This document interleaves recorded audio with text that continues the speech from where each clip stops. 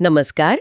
आज हम महाभारत युद्ध के पहले दिन की घटनाओं पर थोड़ी गहराई से बात करेंगे। मतलब जो स्रोत हमें बताते हैं उनके आधार पर। जी, ये कुरुक्षेत्र में युद्ध का पहला दिन था और वाकई एक ऐसा दिन जिसने कई आप कह सकते हैं निर्णायक मोड़ों की नींव रखी। हाँ बिल्कुल। तो हमारा लक्ष्य यही है कि इन घटनाओं को समझें, उनका क्या महत्व था उसको जानें। सही है। तो सोचिए जरा, युद्ध शुरू होने से ठीक पहले वो कुरुक्षेत्र का मैदान, दोनों तरफ विशाल सेनाएं खड़ी हैं। हाँ, माहौल में एक अजीब सी गंभीरता थी।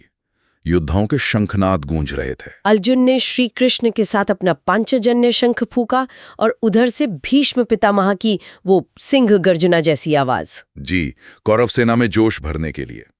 माहौल में वीरता तो थी, पर एक गहरा तनाव भी महसूस हो रहा था। लेकिन तभी, मतलब युद्ध बस शुरू होने ही वाला था कि एक बिल्कुल अप्रत्याशित मोड़ आता है। हाँ, वो अर्जुन वाला प्रसंग। अर्जुन जब सामने देखते हैं अपने गुरु, अपने भाई, रिश्तेदार, तो उनका मन एकदम कांप उठता है। जी, उनका निश्चय डगमगा जाता है।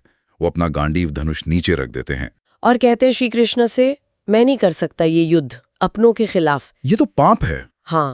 हाँ, ये एक योद्धा के मन का, मतलब किसी भी इंसान के मन का बहुत गहरा द्वंद्व था। और यहीं वो क्षण आता है जिसने इतिहास बदल दिया है ना। बिल्कुल।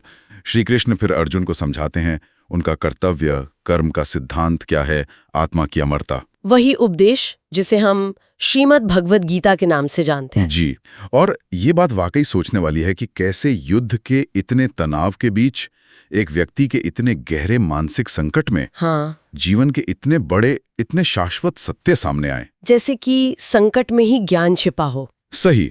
और ये सिर्फ अर्जुन के लिए नहीं था, ये तो पूरी मानवता के लिए एक तरह का मार्गदर्शन बन गया। हाँ, और उस उपदेश को पाकर अर्जुन का जो भ्रम था, जो मोह था, वो मिट जाता है। उनका संकल्प वापस दृढ़ हो जाता है। हाँ, वो अपने क्षत्रिय धर्म का पालन करने, मतलब एक योद्धा के तौर पे लड़ने के लिए तैयार हो जाते हैं। और बस इसी के साथ फिर वो महासंग्राम शुरू होता है कुरुक्षेत्र की धरती पर, जिसकी परिणति ने तो खैर युग ही बदल दिया। जी। तो युद्ध शुरू हुआ और कौरवों की तरफ से सेनापति कौन थे? भीष्म पितामह। हाँ, और उन्होंने अपने अनुभव और शौर्य से पहले ही दिन पांडवों पर कहर बरपा दिया। स्रोत तो यही बताते हैं कि उनके बाणों की वर्षा ऐसी थी, उनका युद्ध कौशल ऐसा था कि पांडव सेना को बहुत भारी नुकसान हुआ। जी, उन्हें रोकना लगभग असंभव सा लग रहा था पहले दिन। उनका पराक्रम चरम पर था। बिल्कुल।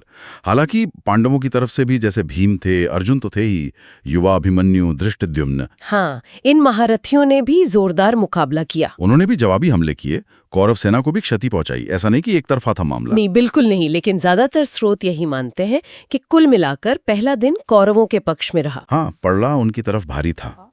और एक और बात ध्यान रखने वाली है, युद्ध के नियम। हाँ, वो सूर्यास्त वाला नियम। जी, कि सूर्यास्त होते ही युद्ध रोक दिया जाता था।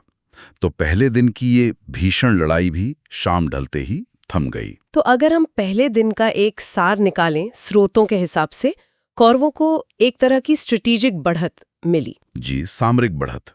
भीष्म ने पांडव सेना को काफी नुकसान पहुंचाया। लेकिन इसी दिन अर्जुन का वो आंतरिक संघर्ष भी खत्म हुआ। और सबसे महत्वपूर्ण, मानवता को गीता का वो अनमोल ज्ञान मिला। बिल्कुल सही कहा। और अगर इसे थोड़ा और बड़े परिप्रेक्ष्य में देखें, हाँ, तो ये सोचने पर मजबूर करता है नहीं क्या कि गीता के उपदेश का अर्जुन की सोच पर, उनकी मानसिकता पर जो असर हुआ। हाँ, तात्कालिक असर तो था ही। उसने सिर्फ उस दिन उनके युद्ध कौशल को प्रभावित किया या फिर आगे चलकर पूरे युद्ध की दिशा को, और शायद अंतिम परिणाम को भी। हाँ, किसी गहरे स्तर पर क्या उसने सब कुछ बदल दिया? एक बहुत ही दिलचस्प सवाल है। इस पर वाकई मनन किया जा सकता है।